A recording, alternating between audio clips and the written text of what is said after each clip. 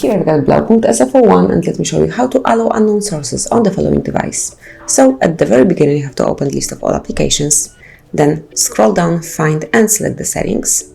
Then you have to go to the security and go down a bit.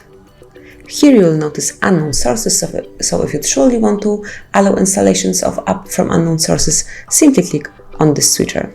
Now you just have to be aware that if anything will be wrong with your device due to those applications, it will be all on you. So if you want to take this responsibility, click on OK, and from now on, as you can see, unknown sources are active, so you will be able to install apps from unknown sources. So that's basically all. This is how you can allow unknown sources in your device. Thank you for watching.